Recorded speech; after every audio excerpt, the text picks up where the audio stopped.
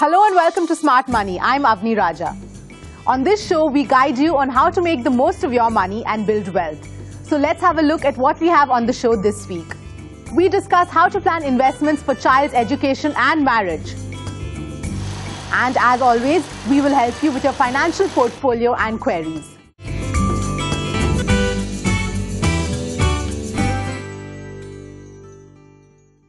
It's very common to be worried about your child's education or marriage. And there are several parents in India who probably want to know which is the best child investment plan.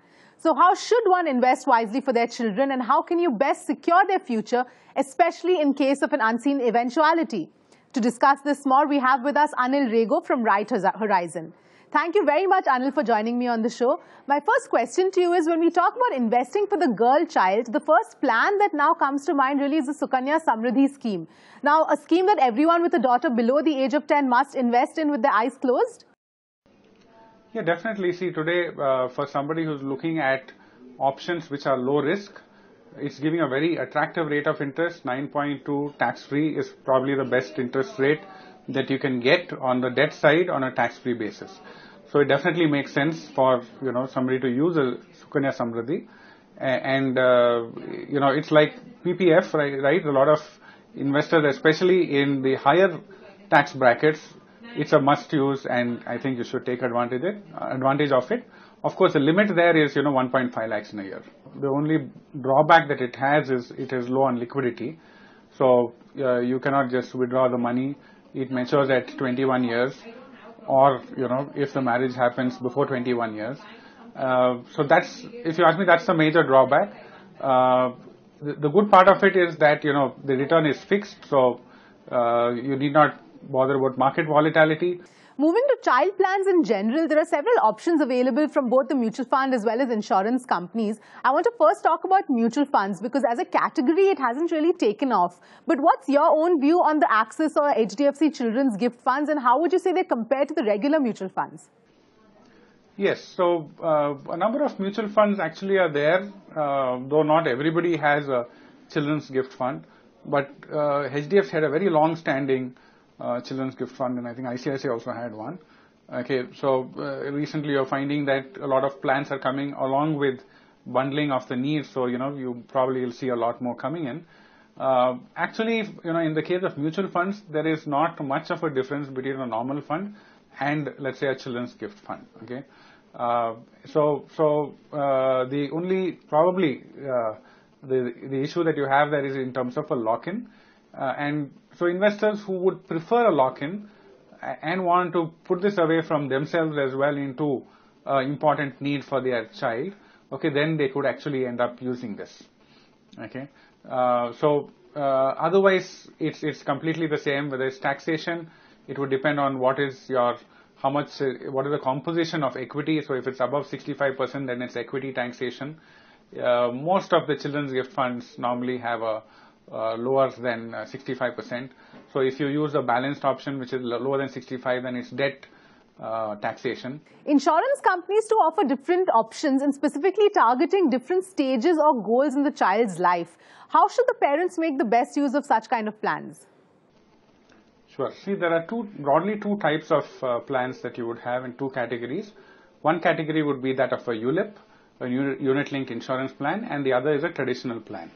Now, what is the difference between them? The traditional plan would basically, invest in more or less like government securities. So it will be a low risk, low return type of instrument. It also offers you much lesser flexibility. So let's say if you have a child's plan which, says, money comes back at the end of the 18th year, 20th year, 21st year, then that is how, it will mature. You would not have flexibility in between. On the ULIP, of course, there are some plans which are fixed in terms of the payouts and some which, offer you a little bit of flexibility in between. Why should one consider, children's insurance plans in the first place? For an evolved investor, you can just go with maybe a term plan, and you could always go with, let's say, a mutual fund, including a, children's fund as well.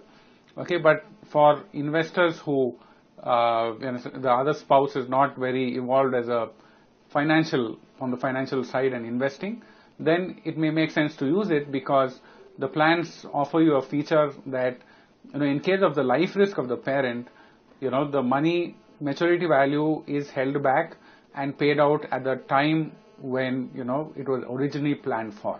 So which means it would come in, let's say, at the child's education need of, say, 18 years. Okay, maybe for the child's marriage at whatever is the prefixed period of time. Gold is the other obvious investment with the goal of marriage, especially for parents of a girl child. Now, given how dismally gold has really performed in the past few years, how should this part be planned? See, the way I look at it, it's a particular need that you have. And in some communities where, you know that I need to give a gift of an X amount of value of gold, then I think that is something which, you need to plan for. Okay, in terms of, how the movement in the price of gold is, okay, many times they are a little deceptive, because from the points where the returns are the poorest, okay, is where you may suddenly see a spike and, gold could, run away. In fact, from a long-term perspective, I still believe, because of factors like the global government debt, which is at a very high level, I believe that, gold is, could have a positive bias and could continue to do well. And it could also see spikes, if there's any global turmoil around government debt. So from that perspective, now if you are planning for your child's, let's say, marriage, and you say, I want, let's say, 250 grams of gold, then I would rather suggest, you do it almost like an SIP, where for the remaining period, you just put that away on a monthly basis. And this may be a good strategy for you to adopt, because again, it takes you away from some of the volatility and periods when maybe gold doesn't perform. Sometimes when periods perform, if it falls like it has fallen in the last few years, then you're able to average out. So I think an SIP into gold may be the best way of going about it. And because it's a need, I think, you should go and fund it out.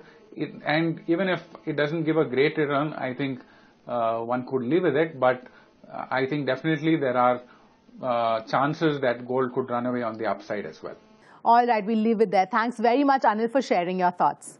All right, time for a quick break. To get our expert opinion on your finances, email us or tweet to us. On the other side, find out how to manage a mutual fund portfolio. Keep watching Smart Money.